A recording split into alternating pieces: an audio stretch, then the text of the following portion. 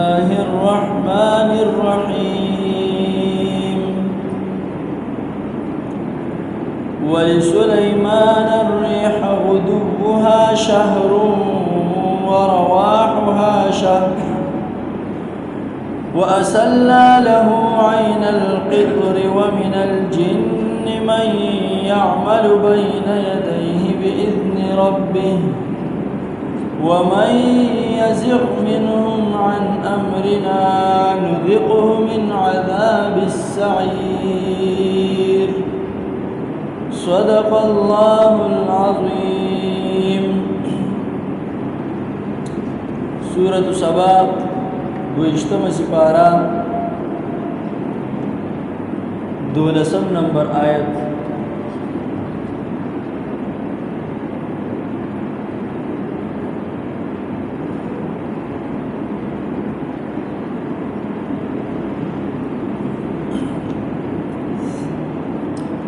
ولسليمان الريح او سليمان عليه السلام تابع کرمنگا الريح هوا غدوها تللدي هوا شهر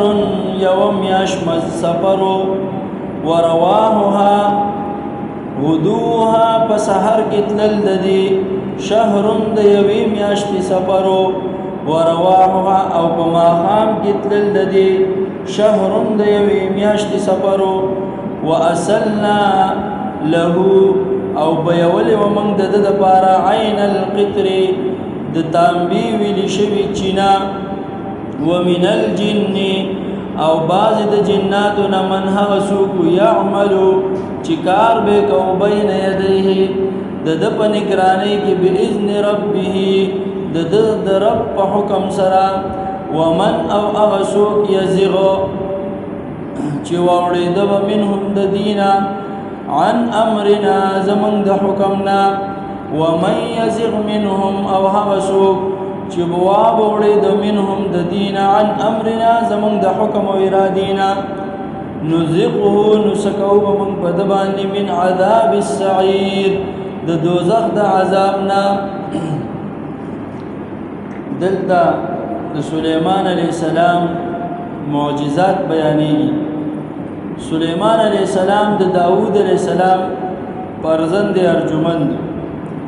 د هغه زوی داوود عليه السلام تعالی نبوت او حکومت ورکړو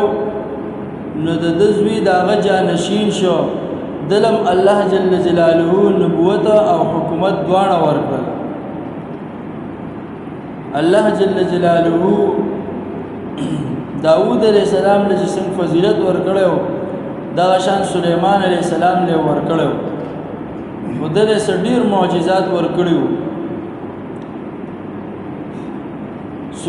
داود علیہ السلام د یعقوب علیہ السلام په اولاد کې د بنی اسرائیل بادشاہ نو سليمان علیہ السلام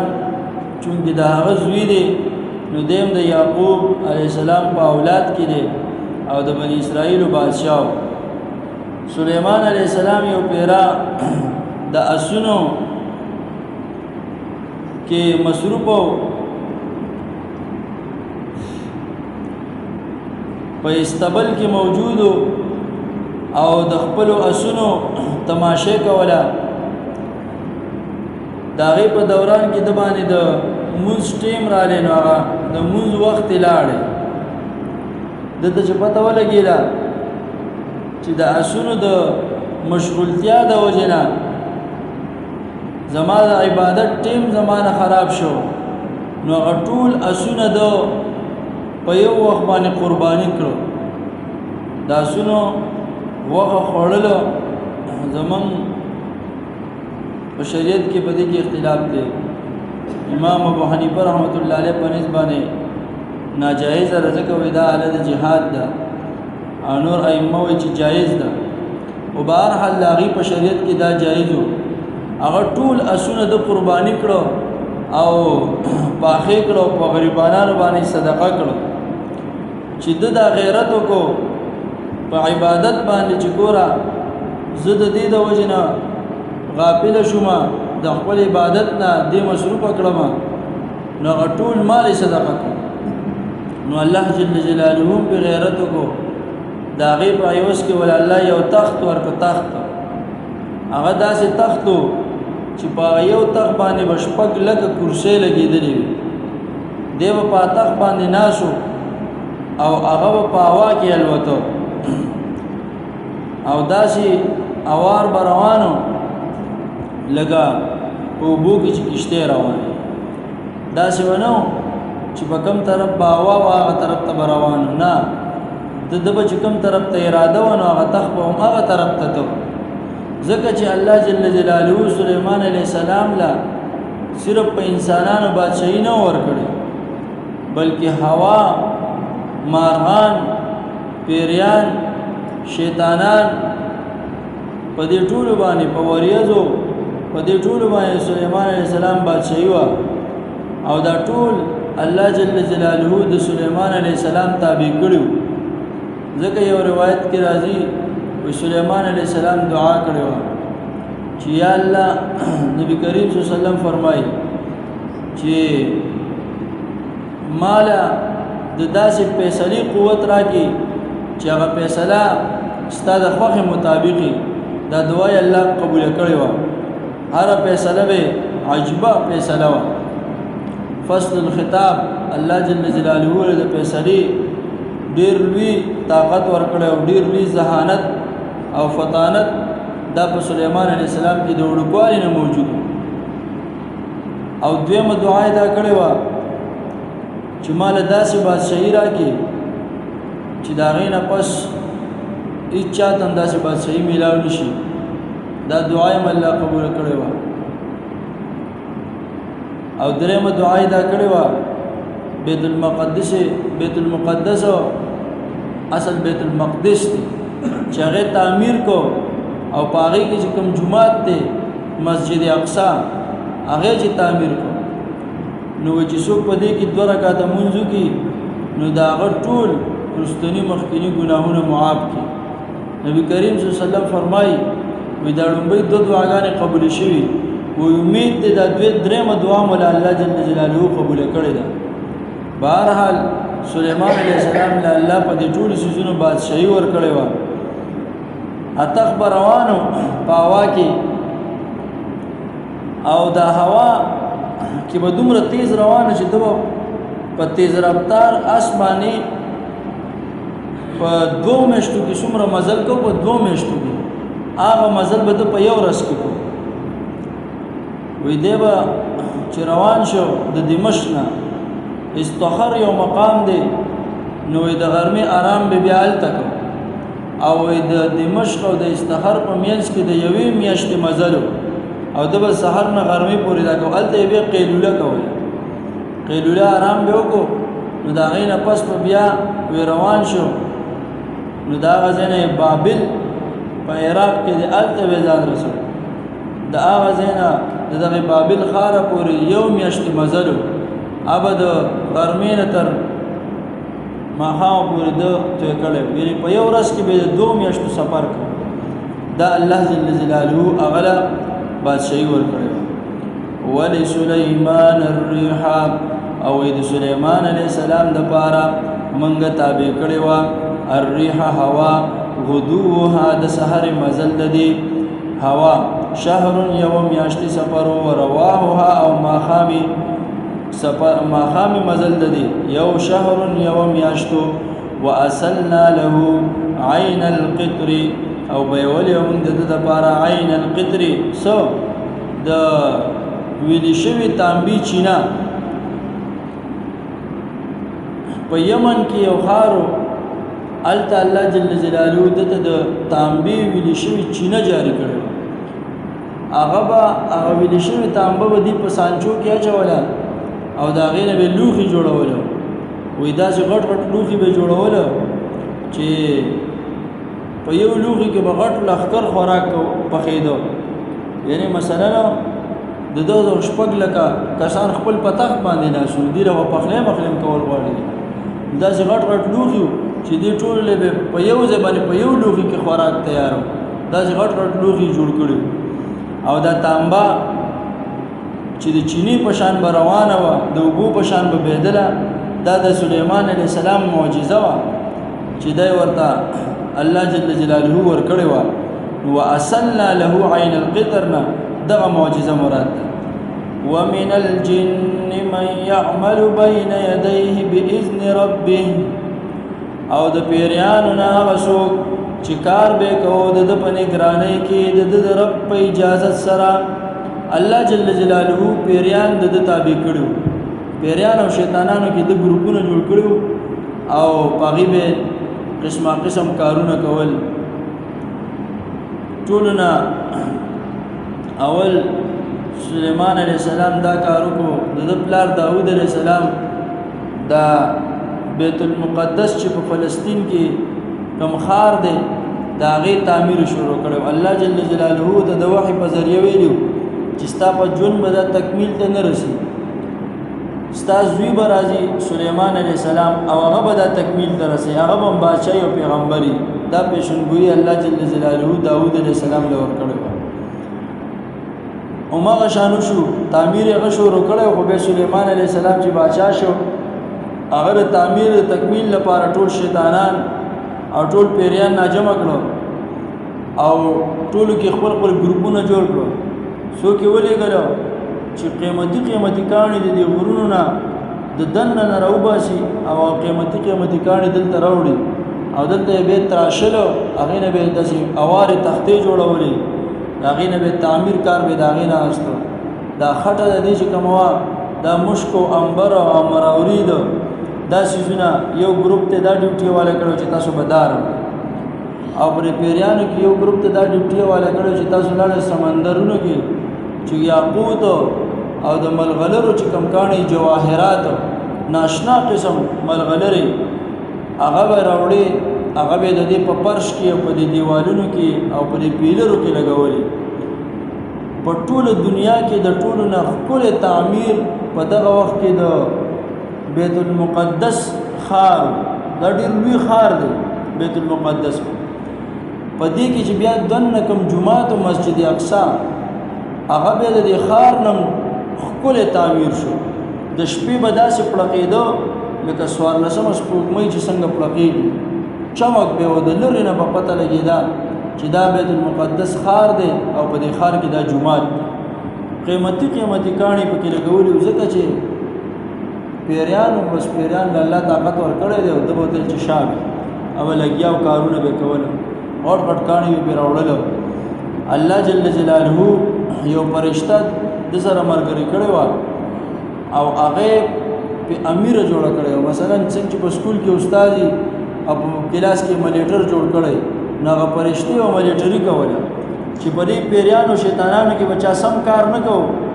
نو دا راضي الله پاک کوئی نذقه من عذاب السعير چې دوزخ عذاب موږ سکو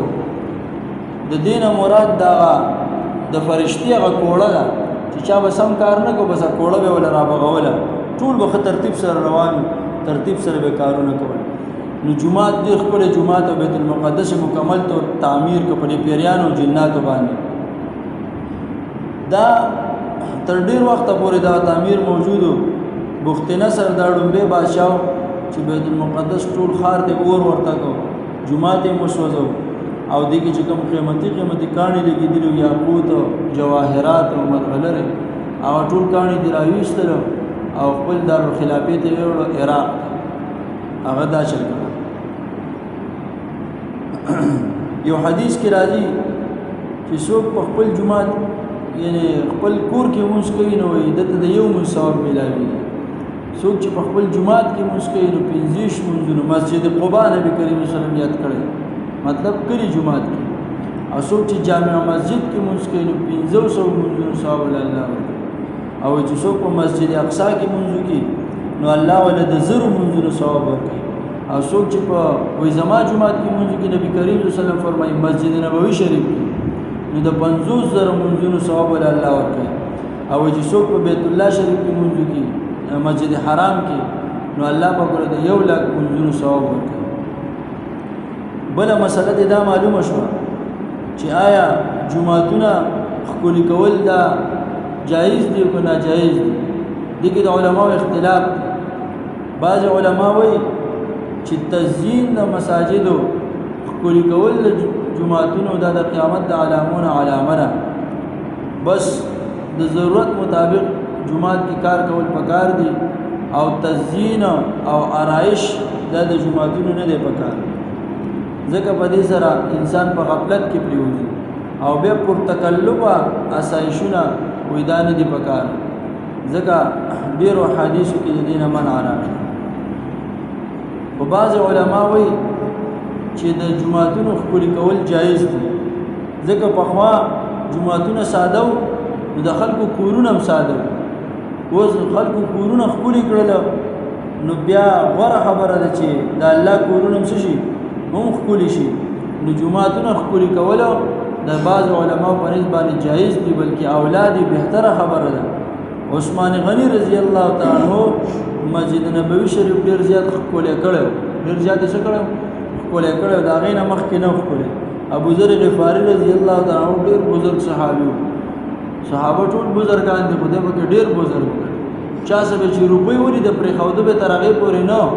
تر څو پورې به چې دا به صدقه کړې نه وه، بس نصیحت به ورته کو، حدیثونه به ورته ویلو د صدقې فضایل چې هغه به صدقه کړه، بس بیا به پرېښوده. او دی په مدینه منوره کې نه اوسېده، دی د امیر المؤمنین عمر بن الخطاب رضی الله تعالی عنہ د پارلیمنت ممبر و، خو د هغې باوجود دی به اوسېده د مدینه منورې نه بار یو مقام و، هلته هېڅوک هم نو ده صرف ځان له یوازې خیمه جوړه کړې وه. او یو بیا د عثمان غني رضی الله تعالی عنہ د پارلیمنت ممبر و، خو دلته به نه اوسېده، هلته به اوسېده. چې دی مدینې ته راغلی هغه وخت کې ها وی ګورو د خلکو داسې پاخه کورونه جوړ کړي لکه دې اړو اراده نشته قبر، او دا خبرې به خلکو ته کولې. نو عثمان غني رضی الله تعالی عنہ ورته بس تال ته خیر تال ته خوشاله، او نبی کریم صلی الله علیه وسلم ورته یو پیره ویلو دې چې کله غزوه تبوک ته غزوه تبوک ډېر سخته ګرمۍ کې راغلی، ډېر زیاته ګرمي وه. پیغمبر علیه السلام صحابو ته حکم وکړ دا ډېر زیاته سخته غذا وه، مالونه چا سره پیسې هم نه وي، بیا به ډېره غټه چانده وشوه. بهرحال جدي کله تللو نو منافقان قالوا لا تنفروا في الحر، وی ګرمۍ کې مزه، ګرمۍ کې مزه.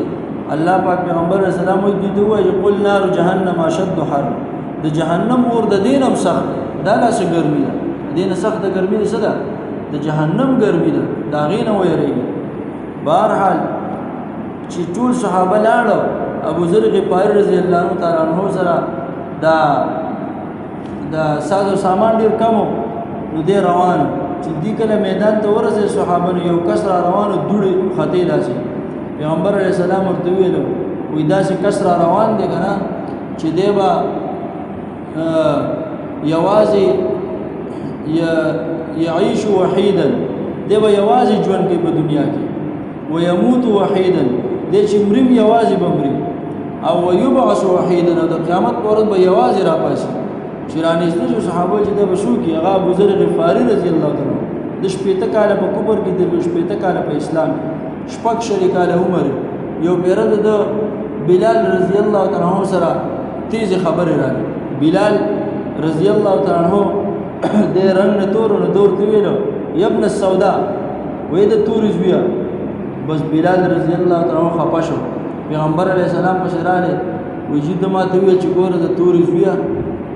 بس پیغمبر علیه السلام ته ویل و انک امرؤ فیک جاهلی فیک جاهلیه، وې ته داسې سړی ګوره تا کې اوس هم جاهلیت خبرې دي. بس ډېر زیات خپه شو، په جړا شو او په خاورو کې سملاستو، او تر هغې به زه نه پاسم، وایي تر څو چې بلال راغلی نه زما په مخ باندې خپه نه وي، وایي تر هغې به زه نه پاسم. بلال رضی الله تعالی عنہ ته بس ته ما معاف کړی، ته خو بابا یې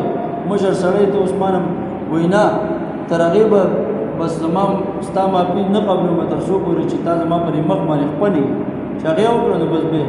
ډېر زیات بزرګ صحابي ابوذر غفاري رضی. بهرحال جوماتونه عثمان غني رضی الله تعالی عنہ په دور کې هغه ښکلي شوي دي، هغه ښکلي کړي جوماتونه. نو بعضې علما وایي چې ښکلي کول جایز دي، بعضې وایي چې جایز نه دي. خو بس ذهن کې دا وساتئ چې کله جومات کې د ضرورت نه سوا کار کېږي، د تزیین او آرایش کار کېږي، د ښکلي کولو صرف د ضرورت نه سوا، نو د جومات د پڼ نه به نه کېږي، چې کومه چاندر راغونډه کړی شوی هغه د ضرورت لپاره راغونډه کړی شوی تزیین او آرایش لپاره نه راغونډه شوی ځکه دا په هدايه کې مسله ده نو کو یو سړی وایي چې جمعات نور هم ښکلی کوم د خپل جیب نه که ښکلی کوي نو ټیک ده هغه به د جمعات د پڼ نه ښکلی کوي نو بیا ټیکه نه ده ومن الجن او بعض د جناتو من هغه څوک دی یعمل بین یدیه چې کار به کوو بین یدیه په نگرانی د کې د به نگرانی کوله باذن ربی په اجازه د رب سره ومن هغه څوک یزیغ چې وړي دي منهم د دین عن امرنا زمون په اراده سره زمون د حکمنا که امرنا مراد امر تکلیفی شي نو بیا د عذاب سعیر نه د آخرت عذاب مراد دی خودت رفتار د کلام چې تاسو ګورئ امر تکلیفی دی نه مراد بلکې د دنیا کار دی مراد دی کله جنات پیریانو چې د یو اراده خلاف مثلا لکه بیدار اوست چې دا کار نکوم بالفرض